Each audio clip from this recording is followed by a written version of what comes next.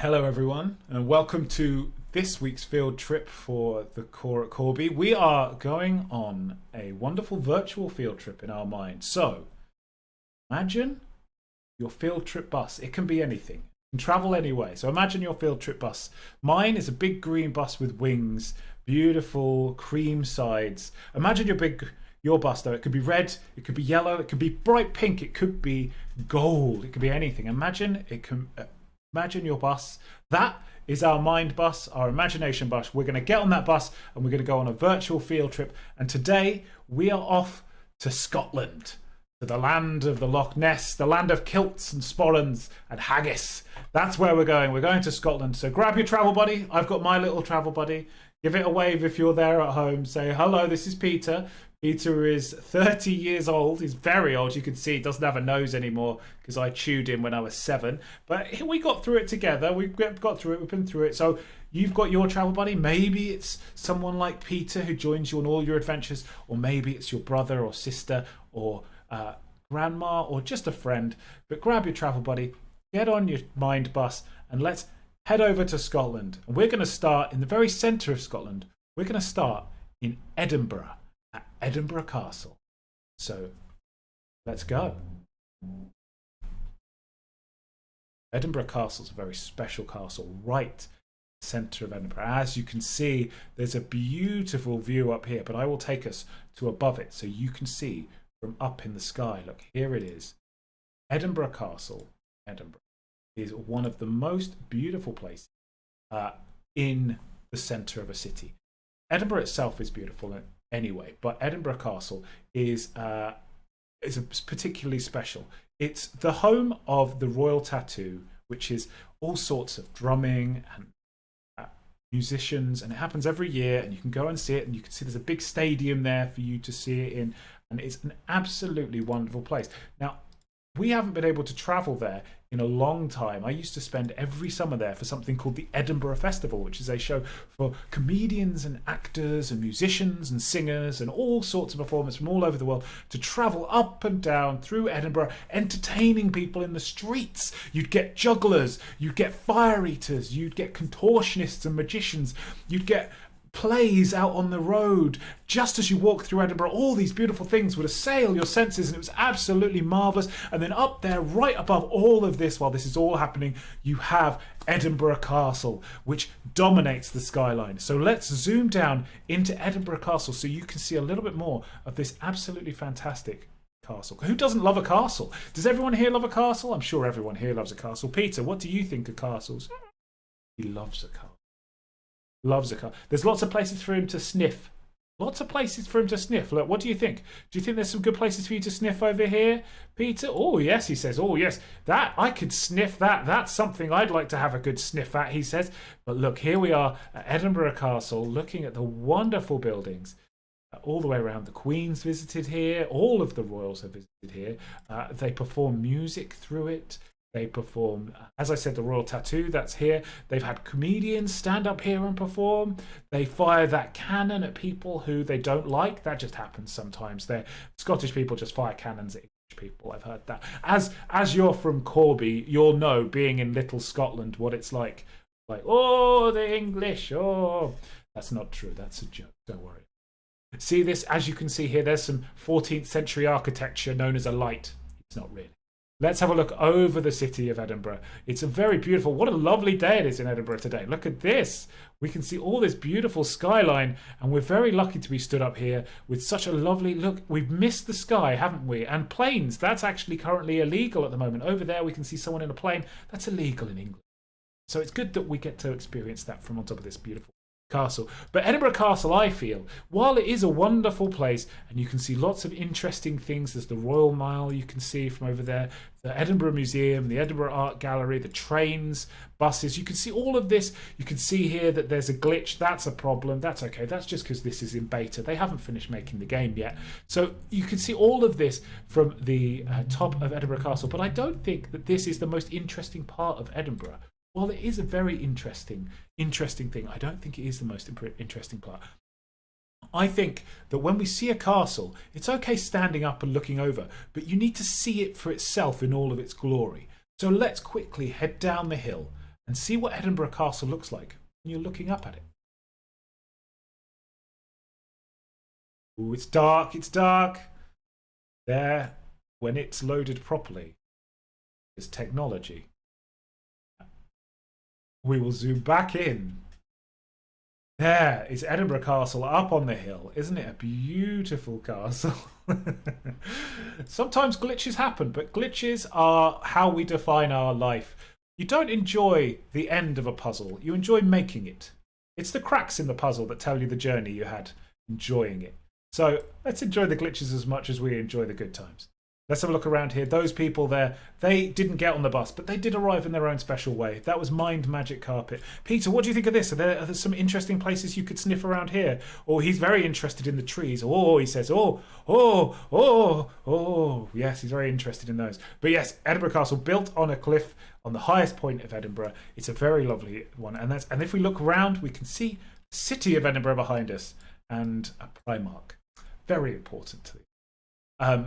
So we are going to go to the next thing, and I think that you will be very pleased with this thing. So Edinburgh Castle is wonderful because it's a 13th century castle, and I know that doesn't mean much to you, but it means that it was built 600, 700 years ago. There's the crown jewels, the stone of destiny, the stone of Scone, or Scone, depends how you say it. It's Scone because it's the stone of Scone, and St Margaret's Chapel, and they're all built in 1130, and along with the oldest bridge in Edinburgh. So there's a lot of that nice thing there.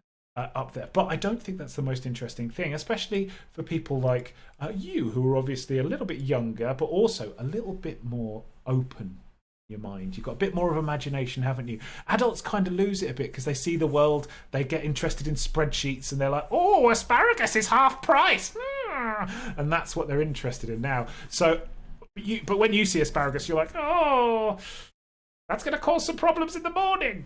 So we're going to go and show you something that I think you'll be more interested in, and that's Arthur's Seat. Now, do you know the legend of King Arthur? King Arthur, the original king of the last king of England, they say, the last real king. Even though there were George and Henry and all of those other kings, he was the last medieval king. He wielded the sword Excalibur.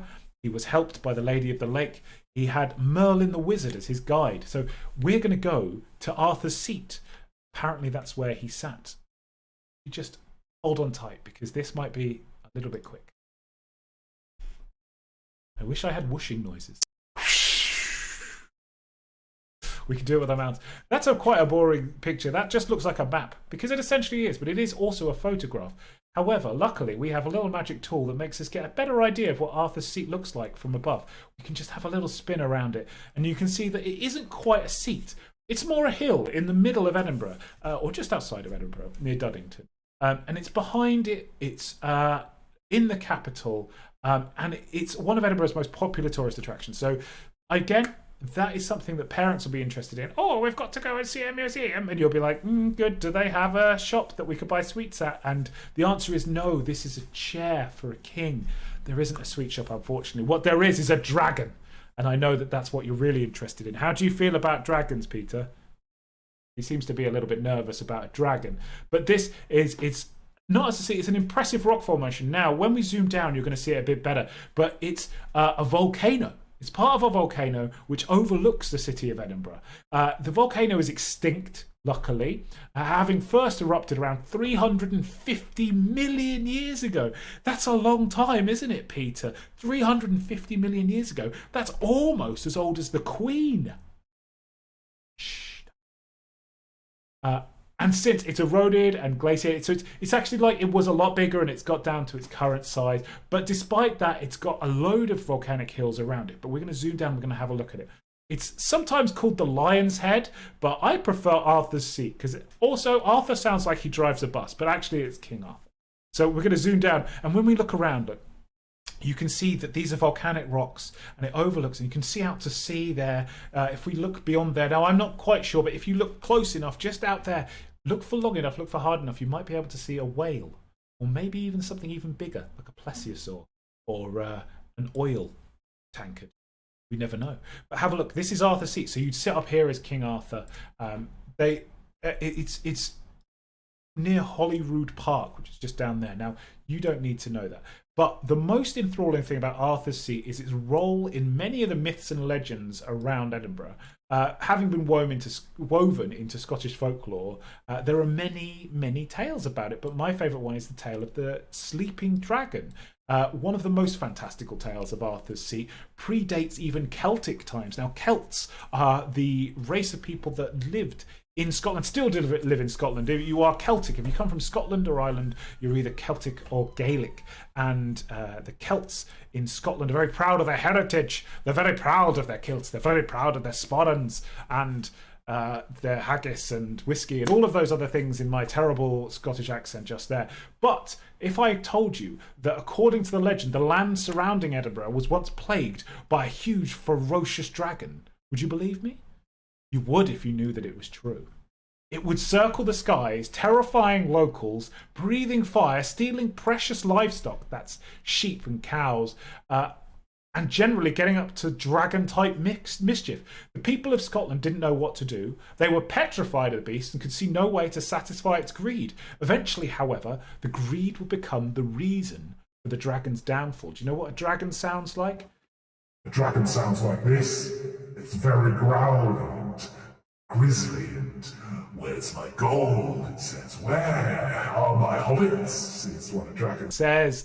And over weeks and months, the dragon ate and ate, taking whatever supplies and animals it wanted from the people of Scotland, who weren't very happy about it. Without second thought, the beast became so greedy that it grew fat and slow. No longer the fierce monster it once had been, the dragon's constant fullness had made it increasingly lazy. Oh, that's not good, is it, Peter? What do you think about that, Peter? What do you think about a dragon being lazy? Peter's asleep. One day it rested on top of a peak just outside the city for a sleep, which is where we're stood right now. Unfortunately for the dragon, it never woke up. Instead, it became the hill known as Arthur's Seat. Right? So this here, it's not just a volcano. It's not just a mountain. It's not just a hill carved out of rocks by millennia of glacial water. This is a dragon you stand upon. You can see its scales. You can see its tail. You can even see the people that stand on it. Fleas would on a dog. Look, there you go. So that's the story of Arthur's Seat. I think it's a really... So let's see where else we're going to head off to today. Let's zoom out. Where are we heading to today? We are... Well, I can't remember where the next place is. We're going out... Oh, we're going to Fingels Cave. Now, Fingels Cave is yet another lovely myth and folklore legend within Scottish culture. It's maybe it was giants, maybe it was volcanic activity. There are several reasons why the awe-inspiring formation of Fingels Cave came into existence. All we do know is that the mystifying sea cave inspired a Mendelssohn overture, an epic poem by James Macpherson, and a painting by Turner. So it's got to be really good, all right? Let's go and have a look. I thought we'd go on a little boat journey. It's nice to go on something a bit different. So we're going to go on the water. I hope no one gets seasick. We're going to go forward, but it's going to look like we're going backwards. Oh, there you go. Fingels Cave is over there. We can already see it. It's taking a little bit of time. So we're going to zoom. You can see it's very interesting. There it is over there. So it's going to take a little bit of time. Now, it's on the... This is the island of Staffa. It's wrapped in myth. It became known as Fingels Cave following a poem that Macpherson wrote about the hero of Fingal, or Fionn Mac Cumhaill. In Gaelic and Irish mythology, he was a courageous warrior who built a causeway between Scotland and Northern Ireland called the Giant's Causeway. You can still see it off the coast of Northern Ireland today. The columns of Staffa are thought to be the remains of this connecting bridge. Now, if we head over, we can see... I think this is going a bit slow for us, I think. Look, the water looks brilliant. The ship is nice, but it's going very slow. Let's use some magic. Oh, no, it's gone. We're going the wrong place. Woo, dear. We'll zoom back down. What's that happened? Look, we've missed it there. We'll go back up here. That's where we want to go. To Fingels Cave. As I said, glitches are part of it. Now you can see these magnificent columns here, which are just like the Giant's Causeway still seen off the coast of Northern Ireland. The columns of Staffa are thought to be the remains of a connecting bridge and are made from the same basalt. But there's stories of giants using them as a bridge. There's tales of fairies and elves travelling across them. But was Fionn a normal-sized man or a giant? Did he build the causeway to fight another giant or be friends? Whatever story you believe, Fingels Cave is certainly. Another striking feature is the incredible acoustics. So when you're in here, I want you to give it a go. Just cup your hands like this and say, hello, hello, hello, hello. What do you think? Can you hear that? Let's try again. Hello! I think it worked that time. What do you think? I think so. Let's have a look a bit from outside it. I'm going to be using... Let's zoom. Look, we can see into it from there. So we were just in there. You can see how the water flows into Fingels Cave. And look at it. It's just fantastic. These are real places. These are real pictures. And this is a real legend of Fionn. Giant or man that built a bridge to connect Ireland with Scotland. Isn't that a fantastic story? Now we're going to head off to another fantastic story, Loch Ness. So I know that loads of you will know where Loch Ness is. Who here knows Loch Ness? Yes? What about you, Peter? Peter's woken up now. Were you being lazy, Peter? No, he's just a bit sleepy. You need to sleep sometimes. Naps are good. Your parents will think naps. Trust me. When you're younger, you think that naps are a waste of time and there's so much energy that you could be using to do something else. When you're older, napping is a hobby that you very rarely have time for. So take it while you can. So it's a mysterious monster lurks beneath the rippling surface of Loch Ness, silently roaming the murky depths. Reports claim that a cryptic creature swiftly splits the water, revealing its recognizable neck and humps before vanishing as quickly as it emerges. Isn't that quite cool? We're going to go and have a look. Should we go and have a look? Go and have a look and see if we can see. Now we're going to dive down into the water. Hold your breath as we go in. Here we are in Loch Ness. The earliest account of a monster actually appears in the life of St. Columba by a Bomman, a record of St. Columba's visit to the Highlands in the 6th century. 6th century! That was like 1500 years ago. That was 1,600 years ago. He describes a man being mauled by a water beast and dragged underwater, and he would have visited. So our Bomman would have visited here at the monastery, which you can see just under there. And as you can see, we'll have a look under here. If you see the Loch Ness monster, give us a shout, put up your hand so that we know. Because Peter here, he's a bit nervous, but we're just having a look around now. Oh, what's that under there? Oh, I think we're okay. What's that? Oh, what's that? Nothing. Ooh, I think we're safe. Modern day sightings of Nessie began in 1933 with Aldi Mackey, manageress of the Drumnadrochich Hotel, who reported seeing an enormous creature with the body of a whale rolling in the water. Many of the sightings suggest that Nessie is a plesiosaur-like creature with a long neck and flippers. And thanks to a circulation comparing P.A. McNabb's 1955 photograph, which I'm not going to show you right now, and the Great Grant Tower at Urquhart's Castle, it's estimated that her largest hump is around 50 feet high, which is longer than the Jacobite Princess vessel, which is a boat. I have used that because I've copied that from a Wikipedia entry, and I don't know what a Jacobite Princess vessel is, but I'm sure that it is big. That's all we really need to know. To date, there have been over 1,000 sightings, so let's see if we can see it. I don't think we're going to see much in the lake here. We can see lovely views up there, but I think we're getting a little bit wet. I know I'm getting a little bit cold. Let's see if we can head to somewhere a little bit dry, a little bit warmer. I think we'll head to the edge. There's a controversial photo from 1934. Now, here we are. We're having a little bit of a tech issue there again. We'll zoom back in. Let it read.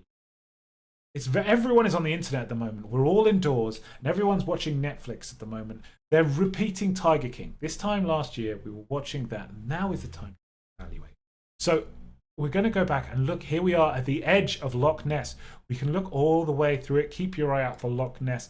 It says here that ranging from the controversial surgeon's photo in 1934 to George Edwards' most convincing Nessie photo ever, there have been, all of them have turned out to be hoaxes. Others have been genuine reports with no conclusive explanation for their occurrence. So what's the truth at Loch Ness? So this is it. This is Loch Ness. If you've never been there, let's have a quick look. Let's see if we can. Have a quick look. We'll zoom out a little. We will. Oh, hello. Too far. We're in space. Let's see. Here we go. If we can have a look. or Loch Ness monsters. Because there's going to be a bit of a chance, isn't there, that while we walk around the edges of this lagoon, we're going to be, look, here we are on the road. That's no good, is it? That's no good. The A82 in Scotland is no good to us. Let's see if we can get a little bit closer, probably on the lake itself, which there is a lovely little trip around. So we're going to keep going. We'll get rid of it. We don't need.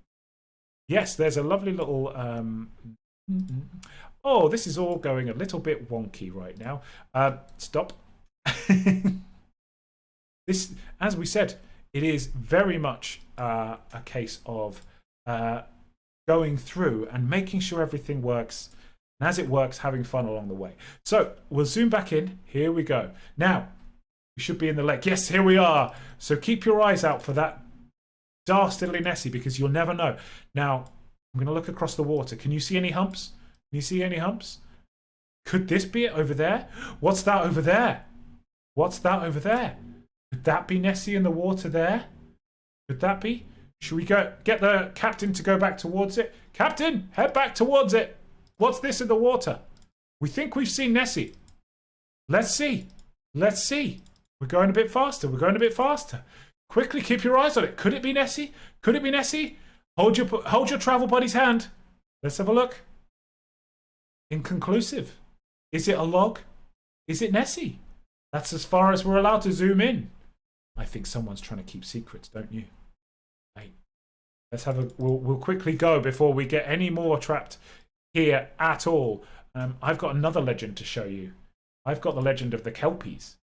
Who here knows about the Kelpies? No? Anyone? I will tell you in a second more about the Kelpies when I have brought up the information. So we are going to go and look. Here is an art piece about the Kelpies. The Kelpies are water spirits in Scotland, and they're huge water-based fairies, basically. But they are it's very interesting, is more the point. And someone has created some artwork. So this is the Kelpies at Helix in Falkirk. Now again, if we just rotate around it, you might not be able to tell from there, but can you see how big these are? These are giant statues of horses. Can you see the shadow cast on the floor just here of a horse's head? It's so big, it's huge. We're going to zoom down because the Kelpies are beautiful statues. Now, what are Kelpies? A Kelpie is a shape-changing aquatic spirit of Scottish legend. Its name may derive from the Scottish Gaelic words callipaish or colpach, meaning heifer or colt, which are words for horse and cow, actually. Kelpies are said to haunt rivers and streams, usually in the shape of a horse. But beware, they're malevolent spirits. So let's go and see these malevolent spirits, shall we? Zooming in, see what they look like, because they are huge. Here they are. Massive, massive statues. It is particularly, the Kelpie may appear as a tame pony beside a river, much like this, as you can see, made out of the. It's particularly attractive to children, but they should take care, for once on its back, its sticky magical hide will not allow them to dismount. You're not allowed to get off. Once trapped in this way, the Kelpie will drag the children into the river and then eat them. These water horses can also appear in human form. They may materialize as a beautiful young woman, hoping to lure young men to their death, or they might take on the form of a hairy human lurking by the river, ready to jump out at unsuspecting travelers and crush them in a vice-like grip. But mostly, they appear as water horses. Here we have a lovely statue made for them, which is even lovelier at night when they are lit up like the water spirits they should be. Get this beautiful, lovely effect. These water spirits deserve this kind of treatment. You've got to respect fairies. They can use their magical powers to summon up a flood in order to sweep away a traveller away to a watery grave. And the sound of a Kelpie's tail entering the water is said to resemble that of thunder. And if you are passing by a river and hear an unearthly wailing or howling, take care. It could be a Kelpie warning of an approaching storm. So where are we heading off next then? Let's zoom out. Now, this one is a little bit for the parents at home and the guardians and all of that. This is a very famous mural, which I wanted to show you, of a very famous comedian called Billy Connolly. Now, you may recognise Billy Connolly from a series of unfortunate events where he plays an uncle, Mrs. Brown's, which I don't believe some of you will have watched. But more importantly, he is the only comedian in the world that you can see from space. Look, there he is, on the side of a building. Even better, as far as I know, he's the only comedian who can travel through time. Watch that wall up on the right as Billy Connolly travels through time. There he is. There he isn't. There he is.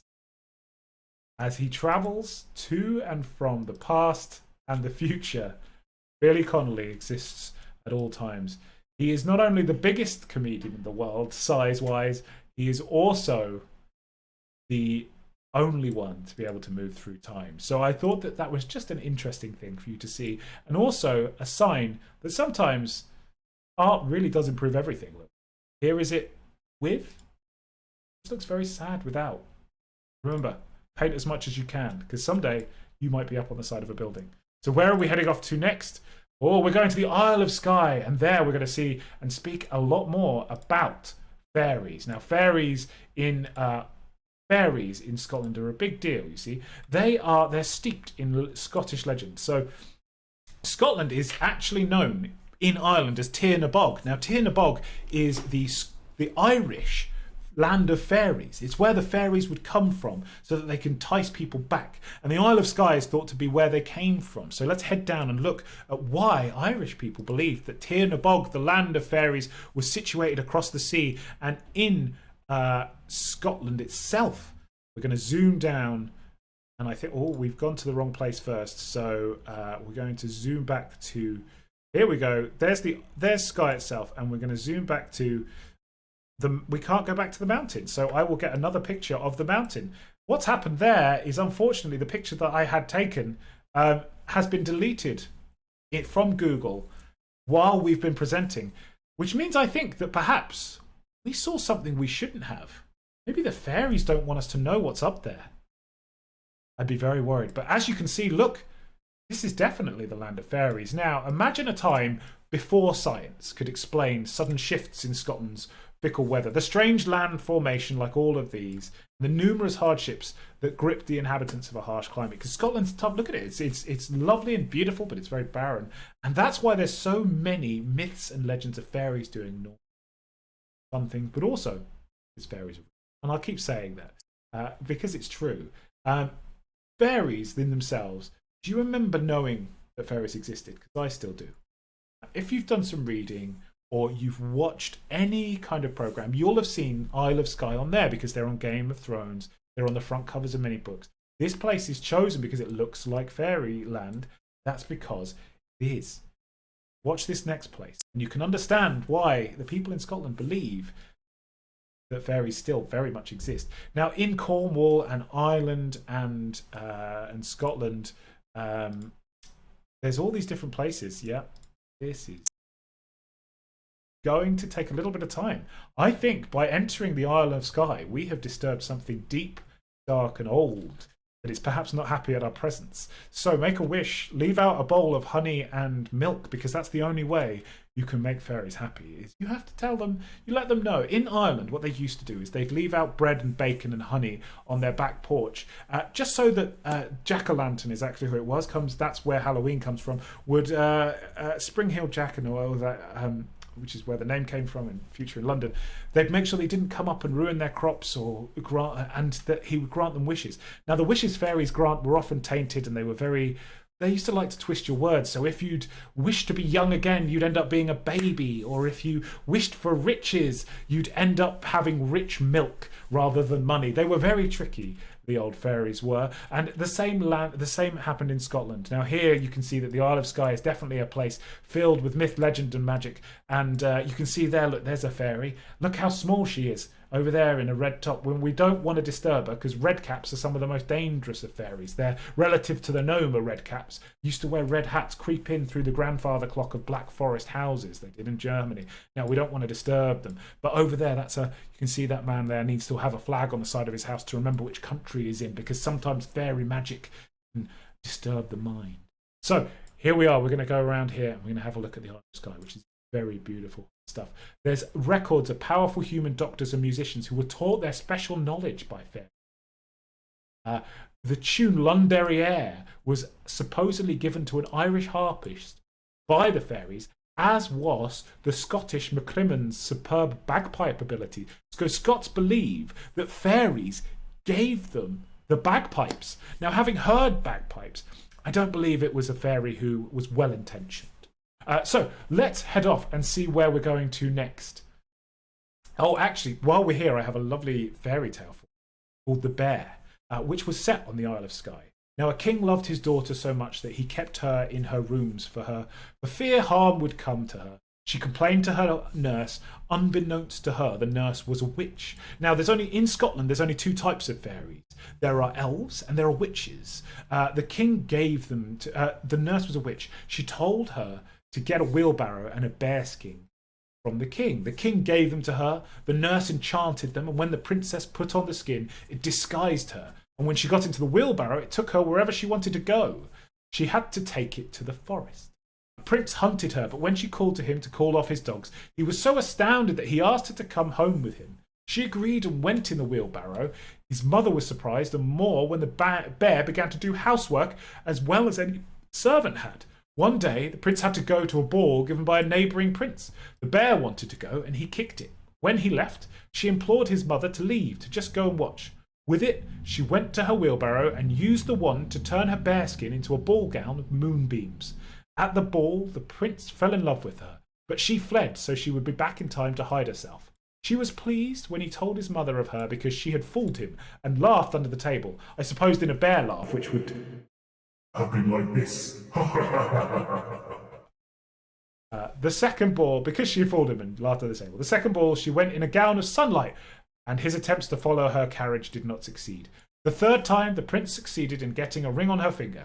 When he went home, he declared he would search for her. First, he wanted some soup, and for the bear to have nothing to do with it, because every time he mentioned his love, the bear muttered and laughed. The bear put ring in the soup. The prince asked her to take off the skin, and she became a beautiful young woman. She told the prince and his mother how her father had kept her imprisoned, and the prince married her. Now, that story doesn't end very well, because what the princess should have done is taken the bear skin and just ruled that kingdom like a queen. She don't need no loser prince. That's all I'm saying. So yes, let's go and see where we're off to next. Where are we heading to? Let's zoom out. Now we're going to Olsen Castle. Now Olsen Castle is very famous because it's a ghost. Let's find where your Scottish ghost story is. Here it is, Olsen Castle. Perched high, we're going to zoom around it. Above on the Ayrshire cliffs, this Robert Adam masterpiece is shrouding tales of terrible deeds and evil spirits. We're going to learn about the 4th Earl of Cassilis, who in 1570 captured the abbot of Crossregall Abbey and killed him. And then who agreed to, before he died, he agreed to sign over his lands. We listen to, in here, Sir Archibald the Wicked of Colesien, a man so evil that the devil himself attended his funerals, haunt these halls. And there's a ghostly knight dressed in armour who appears to household staff, and a phantom piper who plays on stormy nights as the wave pound the cliffs below. So let's go and look at this very, very haunted place in Scotland, because Scotland is known for its ghost story. Zoom down. You're going to see Olsen Castle. Look at this place. Now, where do you think the piper plays? Because over there is the sea. That's a ghost. Look, no face. That tells me she's a ghost. There's a lovely drawbridge. Wonderful wall. Lovely forest. Do you like a forest, don't you, Peter? He loves a forest. Forests are where he likes to find the best rabbits, the best hedgehogs. He calls them spiky treats. And also, they double up as a toilet for him, which is just great. If you're going to do anything, if you're going to go to a restaurant, that's what you need. Facilities. Now, This is Olsen Castle. It's very famous for its ghost stories. As you can see, there are cannons here because that's how scared the new owners are of ghosts. There are many ghost stories all the way around Scotland, but unfortunately we don't have time, and I hope that you go and find more. But I thought that Archibald the Wicked of Colzian was one of the most fascinating because the devil wouldn't even come to his funeral because he was like, that man is too bad. He's so bad he's not one of my friends. I don't like him. If the devil doesn't like you, you're bad. That's what you need to know. I don't think you should ever worry about the devil attending your funeral. I think you should worry about the devil attending your birth. If he's there at your birth, then you've got a problem. Right, let's see where we're going to head off to next. We've come into the end now, so we're going to go to Fort William. Fort William is a town at the base of Ben Nevis. Ben Nevis is the tallest mountain in Britain. It's also in Scotland. Well, it's not also in Scotland. Britain is the whole country, and Scotland is part of Britain. But Ben Nevis is above, overlooks Fort William. And Fort William is a beautiful little town. But we're going to zoom down so that we can see what the town looks like from above. We're going to have a look. So if you look, that's the town over there. It's a lovely day, look. Sun setting over there. We've walked up the hill. There's this metal tree. Definitely, they're natural. They're natural. They grow everywhere. I've seen them all across the countryside. And over there, in the distance, we can just see Ben Nevis, the tallest mountain in Britain and Scotland. Shall we go and have a closer look? Let's go and look at the tallest. It's because it's not really called Ben Nevis. Now, Ben Nevis is actually Ben Nipes, which is an old Gaelic name. Many people translate this historical meaning as venomous mountain, but its original purpose is a bit more complicated.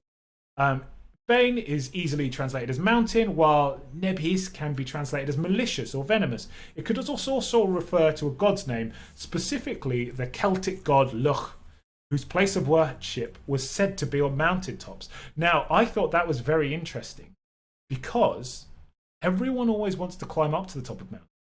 And if Loch was where you'd worship him, maybe we could see a god today. Let's go find out. I want you to call out his name when we see him. Go, La! La! Let's have a shout. La! La! Are you here? La! La! I can't see him. I can't see him. Can you see him? La! Am I saying it right? Lugger! La! Look! Le!